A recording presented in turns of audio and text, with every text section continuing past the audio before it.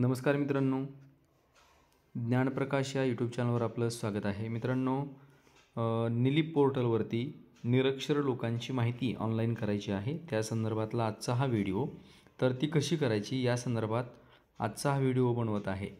सर्वात प्रथम ज्या शिक्षकांना सर्वेक्षणकर्ता म्हणजे सर्वेयर म्हणून जी नेमलेलं आहे, तर त्यांना उल्हास ॲपवरती काम करायचं आहे.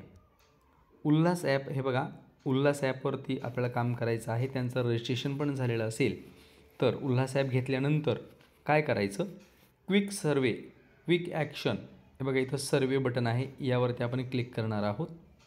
त्यामध्ये जो निरक्षर व्यक्ती आहे त्याची माहिती आपल्याला इथे भरायची आहे. तर त्या संदर्भातचा आजचा हा व्हिडिओ, त्याची संपूर्ण माहिती इथे तुम्ही भरून घ्या. तुम्हाला त्या निरक्षर व्यक्तीचे म्हणजे जे साक्षर नाही आहेत अशा व्यक्तीची माहिती तुम्हाला या ठिकाणी भरायची आहे.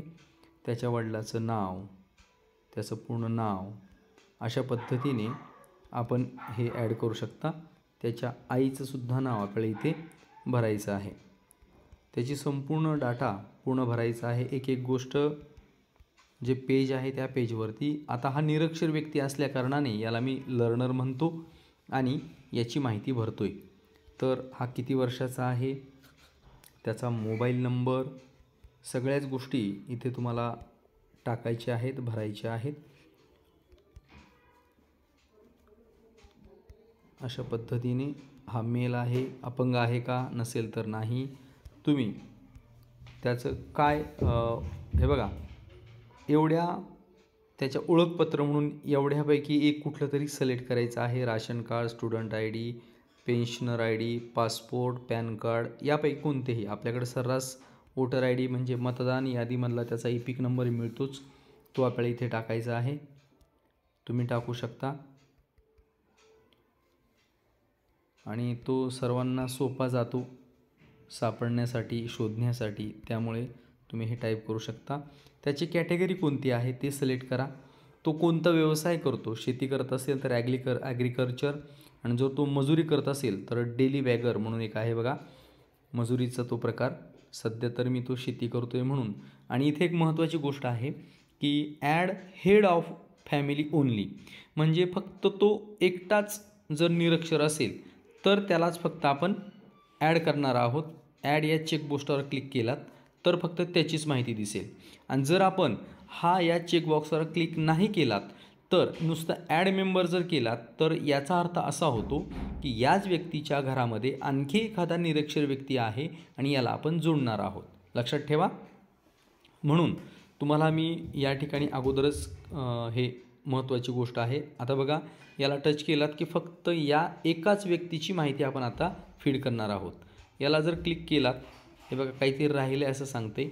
मोबाईल नंबर चुकला म्हणते. मोबाईल नंबर आपल्याला व्यवस्थित टाईप करायचा आहे, जो की 10 अंकी असला पाहिजे.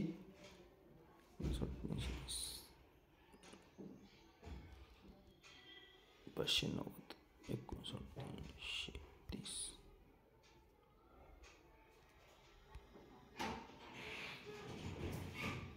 तरीसुद्धा घेत नाही आहे.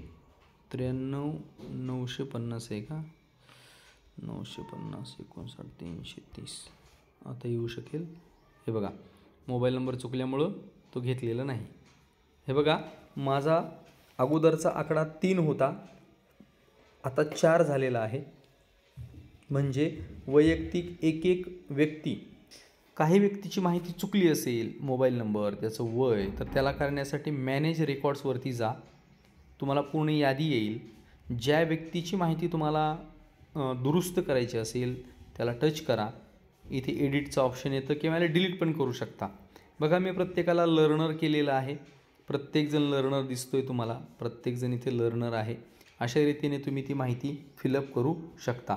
बघा, आता हे झाले. अशा पद्धतीने आपण आजचा हा व्हिडिओ बनवलेला आहे. जर तुम्हाला आवडला असेल तर लाईक करा, चॅनलला सबस्क्राईब करायला विसरू नका. धन्यवाद.